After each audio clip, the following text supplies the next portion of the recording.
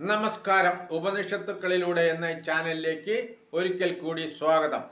തൈത്തിരീയോപനിഷത്ത് episode 69. Prithvi, അന്തരീക്ഷം, സ്വർഗം, ദിക്കുകൾ, അവാന്തര ദിക്കുകൾ, അഗ്നി, വായു, ആദിത്യൻ, ചന്ദ്രൻ, നക്ഷത്രങ്ങൾ, ജലം, ഔഷധികൾ, വൃക്ഷങ്ങൾ, ആകാശം, ആത്മാവ് ഇവയെല്ലാം അതിഭൗതിക പഞ്ചകങ്ങളാകുന്നു.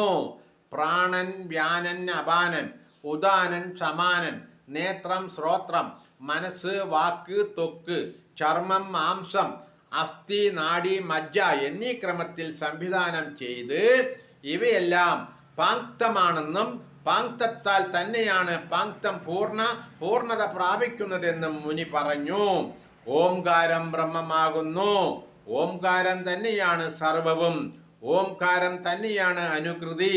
യജ്ഞകർത്താക്കൾ ഓം ശ്രാവയ എന്ന് പറഞ്ഞ് ഉപദേശം കേൾപ്പിക്കുന്നു. ഓംകാരം ഉച്ചരിച്ച് സാമഗായകന്മാർ സാമവേദം ആലപിക്കുന്നു.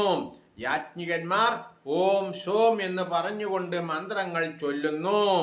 അധ്വർയു പ്രതികരമന്ത്രം ഉച്ചരിക്കുന്നത് ഓംകാരത്തോടു കൂടിയാകുന്നു. ബ്രഹ്മാവ് യജ്ഞത്തിന് അനുമതി നൽകുന്നത് ഓംകാരത്തോടു കൂടിയാണ്. ഓംകാരത്തോടെയാണ് അദ്ദേഹം അഗ്നിഹോത്രത്തിന് അനുമതിയും നൽകുന്നത്. അദ്ദേഹം അഗ്നിഹോത്രത്തിൽ ആജ്ഞ നൽകുന്നതും ഓംകാരത്തോടെയാണ്. ഓംകാരത്തോടുകൂടി വേദാധ്യയനം ചെയ്യുന്ന ബ്രാഹ്മണൻ താൻ ബ്രഹ്മത്തെ പ്രാപിച്ചുവെന്ന് പറയുന്നു. അതുകൊണ്ട് തന്നെ അവൻ ബ്രഹ്മത്തെ പ്രാപിക്കുകയും ചെയ്യുന്നു. നമസ്കാരം. അടുത്ത എപ്പിസോഡിൽ